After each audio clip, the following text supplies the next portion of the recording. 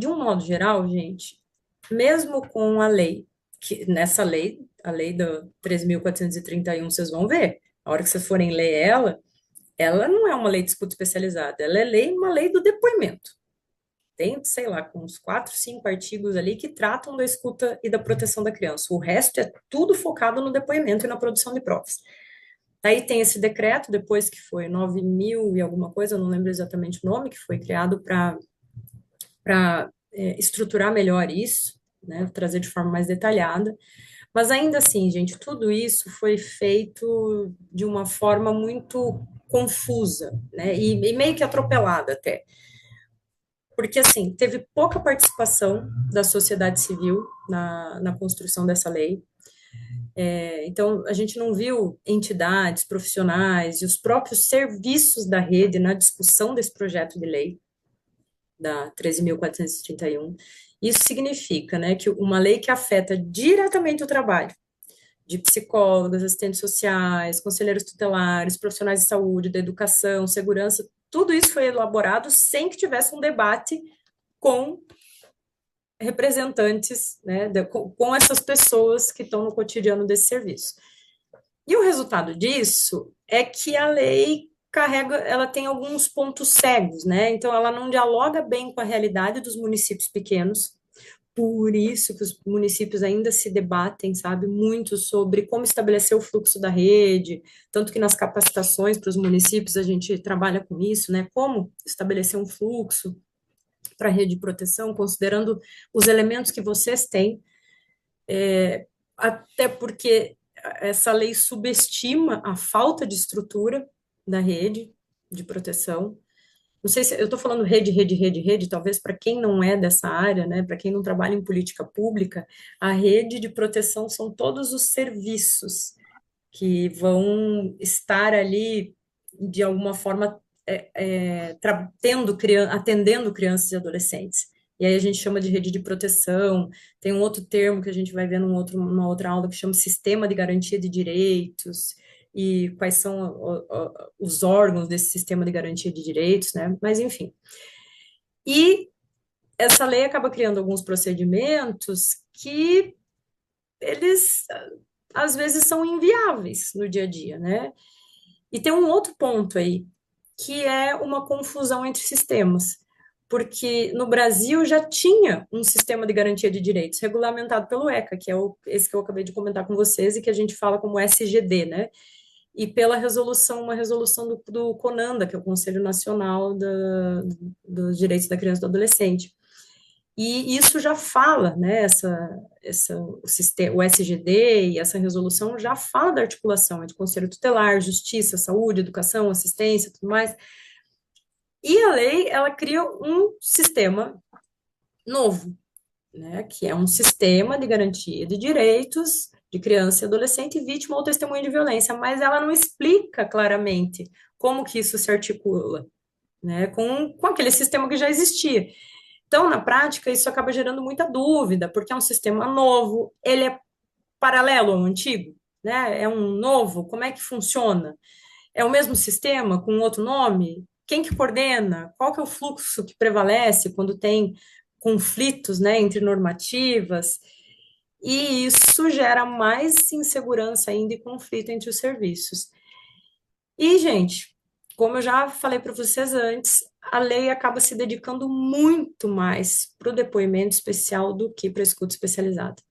A escuta ela é mencionada em poucos pontos, pouquíssimos, de forma muito sucinta. Então, enquanto o depoimento aparece lá em vários artigos, a escuta quase não aparece. E isso nos mostra o quanto a lei está muito mais preocupada em organizar a produção de prova para o sistema de justiça do que estruturar o acolhimento na rede de proteção. Então, entendem por que tanta dificuldade dos profissionais diante dessa lei? Não é à toa a dificuldade dos profissionais, porque a lei mesmo ela está toda estruturada para a produção de provas. E aí, profissionais que leem essa lei, tá, mas qual é o meu papel nessa escuta especializada? Qual que é a finalidade da escuta se a lei está falando todinha em produção de provas, sabe? E aí, o que acaba acontecendo, então, quando essa prova é hipervalorizada, com a criança, a fala dela corre o risco de ser usada principalmente como um instrumento processual e não como um ponto de partida para cuidado e proteção. Deixa eu ver aqui o que que a Marisa comentou. Só um pouquinho. Esse novo SGD veio junto com a lei decorrente dela. Não, o sistema de garantia de direitos da criança e do adolescente já existia com o Estatuto da Criança e do Adolescente. E agora essa lei cria um sistema de garantia de direitos só para as vítimas de violência, entende? E é isso que acaba gerando uma confusão, isso que acaba gerando conflito, sabe? E, enfim, então, ainda mais num contexto em que fica nítido que é tudo focado na produção de provas, tá? A gente tem algumas outras questões também relacionadas a essa lei, né, as contradições dela, que eu acho, como eu mencionei para vocês antes, como por mais que ela fale das diversas formas de violência, a violência sexual acaba sendo central, né? Ela é muito mais, parece muito mais importante do que outras formas de violência. Tanto que, por exemplo, a gente quase não fala da articulação com a lei Henri Borel, né? Parece que a escuta especializada, ela está focada só na violência sexual mesmo. Aí, quando uma criança está sofrendo violência física, violência psicológica, a gente não atenta para isso. A gente nem olha. Porque a gente está tão orientado a olhar só para a violência sexual que a gente não olha para as outras formas de violência que também merecem proteção, sabe? E uma outra coisinha que a lei traz e que deixa todo mundo maluco é que ela não diz, ela não especifica quem faz a escuta especializada. Então, a escuta, ela pode ser conduzida por diferentes profissionais da rede, desde que capacitados. Mas, ao mesmo tempo, né, essa ausência de definição, ela abriu uma brecha em alguns lugares para que a escuta fosse tratada assim como uma espécie de uma entrevista técnica, às vezes quase uma perícia, tá? Quase uma perícia policial, misturando as funções, sabe? E, e por isso que a gente tem que sempre ficar retomando a ideia de acolhimento e de proteção. Isso tem que estar sempre na nossa cabeça, sabe? Não tem um protocolo fixo, a lei não traz um protocolo. Enquanto, por exemplo, para o depoimento especial,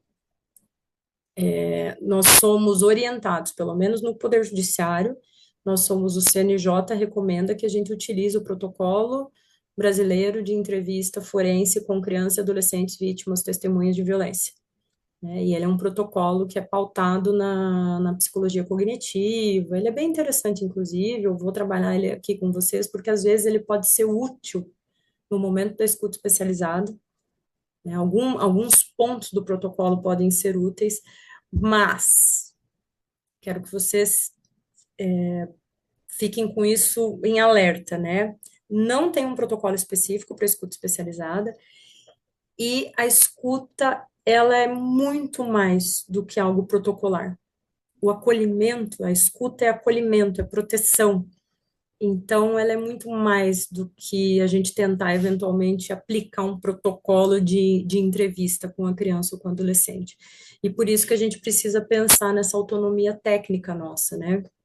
Não cabe impor um único modelo de entrevista. Por mais que eu vou trabalhar aqui com vocês, eu vou passar algumas dicas de técnicas de entrevista com crianças e tudo mais, não tem um modelo, né? Fica inviável impor um modelo de entrevista ou um único referencial teórico. Os profissionais têm autonomia, desde que isso se fundamente, né, em ciência, em ética e na legislação. Então, isso é muito sério por quê? Porque não é qualquer improviso. A escuta especializada não é improviso, mas também não é um roteiro engessado, né? É uma atuação que ela acaba exigindo uma formação bastante sólida, reflexão crítica, responsabilidade.